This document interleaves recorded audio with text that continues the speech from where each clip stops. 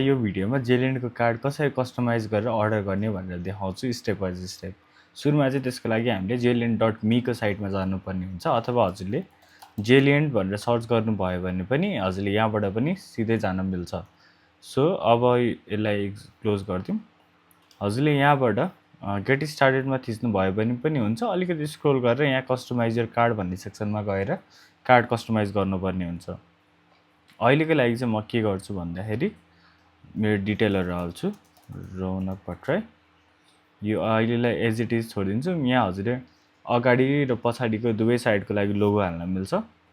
So अब यहाँनिर चाहिँ हाम्रो भयो बेसिक थिमको डिजाइन भयो होइन, मलाई अरू पनि चाहिन्छ भन्नुहुन्छ भने यहाँनिर हामीसँग टेम्प्लेट्सहरू छ र हामीसँग अर्को भनेर चाहिँ एडभान्स मोड पनि छ। यसमा चाहिँ हजुरले आफैले कार्ड कस्टमाइज गर्न सक्नुहुन्छ। यदि हजुरहरू प्रोफेसनल हुनुहुन्छ भने चाहिँ हजुरले एडभान्स मोड युज गरेर कार्ड कस्टमाइज पनि गर्न मिल्छ।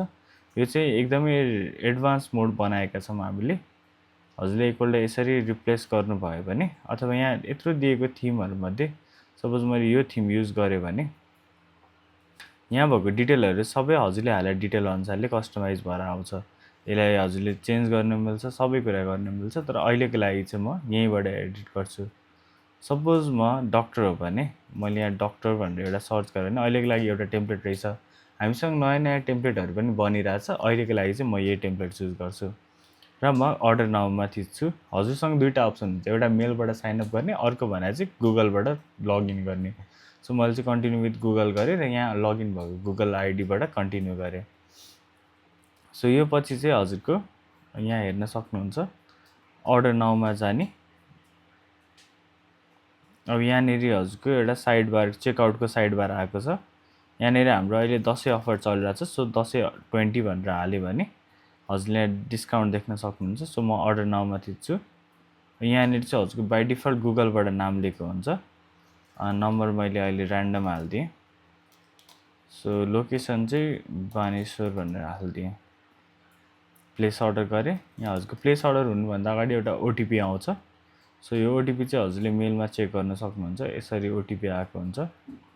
यो ओटिपीलाई चाहिँ कपी गरेर हजुरले यहाँ हालेपछि हजुरको एउटा अर्डर क्रिएट भइसकेको छ। सो हजुरले यहाँ अर्डरको स्ट्याटसहरू पनि हेर्न मिल्छ, के छ त हजुरको अर्डर स्ट्याटस भनेर यहाँ हेर्न मिल्छ। सो हजुरको अर्डर चाहिँ अहिले डेलिभरी स्ट्याटस पेन्डिङ छ।